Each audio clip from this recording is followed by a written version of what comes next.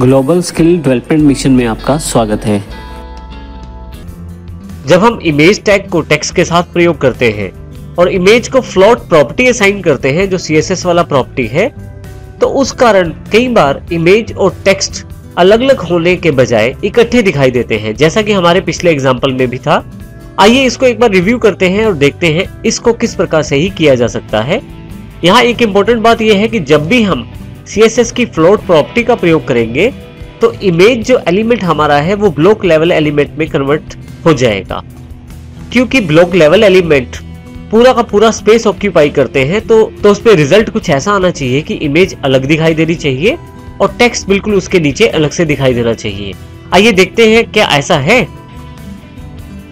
इसको समझने के लिए हमने इमेज एंड टेक्स्ट वाले लास्ट एग्जांपल को थोड़ा सा मॉडिफाई किया है। मॉडिफिकेशन के रूप में हमने नीचे वाला इमेज और पैराग्राफ को डिलीट कर दिया है। तो आइए अब इसको समझने की कोशिश करते हैं कि आइए अब हम समझते हैं कि अगर फ्लोट का इस्तेमाल किया जाए CSS प्रॉपर्टी के रूप में तो उसका क्या फर्क पड़ता है। यहाँ पे यदि अब इस एग्जांपल में देखें तो यहाँ पे स्टाइल का प्रयोग किया गया है और फ्लोट एट्रीब्यूट के अंतर्गत लेफ्ट साइड हमने इमेज को फ्लोट किया है या अलाइनमेंट किया है। उसके बिल्कुल साथ ही पैराग्राफ्स हैं, 2 पैराग्राफ्स उसके बिल्कुल नीचे दिए गए हैं। इसको मैंने सेव कर दिया है। फाइल को मैं आउटपुट देख लेता हूं। मैंने इस फाइल को सेव कर दिया है। आइए इसका आउटपुट देखते हैं। अब यदि इसका आउटपुट देखें तो आपके पास यहाँ पे इमेज टैग कुछ इस तरह से दिखाया गया है और राइट हैंड साइड पे टेक्स्ट को दिखाया गया है। क्योंकि हमने फ्लोट प्रॉपर्टी का प्रयोग किया है, तो जब हम CSS की फ्लोट प्रॉपर्टी का प्रयोग करते हैं इमेज टैग के साथ, तो डिफॉल्ट रूप से यह इमेज हमारा एक ब्लॉक लेवल एलिमेंट कन्वर्ट हो जाता है। इसका अर्थ यह हुआ कि डिफॉल्ट रूप में इसको पूरा का पूरा स्पेस ऑक्यूपाई करना चाहिए। यहां से लेकर यहां तक का सारा स्पेस जो टेक्स्ट ने भी घेरा हुआ है वो केवल इमेज के पास होना चाहिए। और रूल के हिसाब से ये जो टेक्स्ट है ये इमेज के बिल्कुल नीचे आना चाहिए, क्योंकि हमारे पास यहाँ पे इमेज टैग के पश्चात 2 पैराग्राफ्स हैं। क्योंकि यह इमेज टैग के बिल्कुल नीचे है तो जरूरी है कि हमारे पास ब्राउजर में भी यह इमेज टैग के नीचे आए, परंतु यहाँ पे दोनों जुड़े हुए हैं। इसका कारण यह है कि इमेज ने यहाँ पे स्पेस खाली नहीं किया है, जिसकी वजह से जुड़ के यहाँ पे ये टेक्स्ट ऊपर दिखाया जा रहा है। इस प्रॉब्लम के हल के लिए हमारे पास क्लियर प्रॉपर्टी अवेलेबल है CSS की। आइए उसके प्रयोग को सीखते हैं और देखते हैं किस प्रकार हम आसानी से समस्या को सुलझा सकते हैं। इसके लिए हम p टैग को आइए देखते हैं किस प्रकार हम इस समस्या का समाधान कर सकते हैं। हमारे पास इमेज एंड टेक्स्ट और HTML फाइल अवेलेबल है। यहाँ पे मैं p टैग को क्लियर एट्रीब्यूट के जरिए सेट करने की कोशिश करूंगा ताकि वो अपना खाली स्पेस पिक कर सके और नीचे की तरफ आ पाए। इसके लिए हमने यहाँ पे स्टाइल टैग का प्रयोग किया है। उसके अंतर्गत p टैग में लेफ्ट साइड को क्लियर किया गया है प्रॉपर्टी के द्वारा, अर्थात यदि कुछ स्पेस लेफ्ट साइड पे चाहिए तो वो स्पेस इसको मिल जाए। अब यहाँ पे हम इस प्रॉपर्टी को सेव करते हैं। इसका इम्प्लीमेंटेशन p टैग पे इसलिए किया गया है क्योंकि इमेज टैग ने जो ऑक्यूपाई स्पेस कर रखा है उसको p टैग के द्वारा खाली करवाया जा सके। इसे एग्जांपल के द्वारा हम समझते हैं।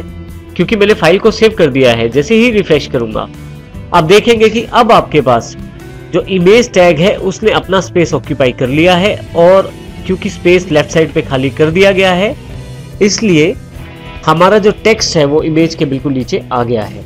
इस प्रकार हम एक एलिमेंट के नीचे दूसरा एलिमेंट लगा सकते हैं। किसी कारण से यदि वो एलिमेंट नीचे नहीं आ पा रहा, जैसे यहाँ p टैग जो नीचे नहीं आ पा रहा था, उसके लिए हम CSS की क्लियर प्रॉपर्टी का प्रयोग कर सकते हैं।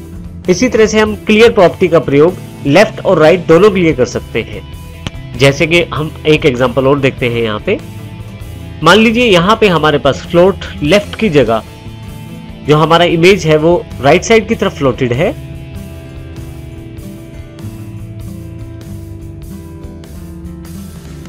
और इसको मैं सेव कर देता हूं। फाइल को ब्राउजर पे जाता हूं, एक बार रिफ्रेश कर देता हूं। आप देखेंगे यहाँ पे इमेज जो है वो राइट साइड अलाइन हो गया है और टेक्स्ट जो है वो लेफ्ट साइड की तरफ अलाइन हो गया है। इस समस्या के समाधान के लिए हम यहाँ पे क्लियर प्रॉपर्टी राइट लगाएंगे ताकि राइट हैंड साइड से हमारे पास स्पेस अवेलेबल हो पाए। इसको मैं सेव कर लेता हूं फाइल को और फिर से अपने ब्राउजर को रिफ्रेश कर देता हूं। आपकी बार देखिए बिल्कुल सही रिजल्ट अवेलेबल हो गया है। हालांकि आप इसका सिंपल सोल्यूशन भी कर सकते हैं। इसके बजाय कि आप लेफ्ट या राइट का प्रयोग करें, आप डायरेक्टली बोथ का प्रयोग भी कर सकते हैं। इसमें दोनों तरफ लेफ्ट या राइट किसी भी तरफ अगर स्पेस चाहिए होगा तो खुद ही क्लियर की बोथ वैल्यू के कारण आसानी से सेट हो जाएगा। आइए देखते हैं, यदि हम इसे रिफ्रेश करें तो बिल्कुल आउटपुट सेम रहता है। तो इसका अर्थ ये हुआ कि यदि हम क्लियर प्रॉपर्टी का प्रयोग करें तो इस प्रकार हम स्पेस को क्लियर कर सकते हैं और इसका प्रयोग नीचे वाले टेक्स्ट के साथ किया जाता है। और मुख्यतः इसका प्रयोग तभी किया जाता है जब इमेज अपना एरिया जो है वो खाली नहीं छोड़ता, तो पी टैग उसको ऑक्यूपाई करने के लिए क्लियर कर सकता है।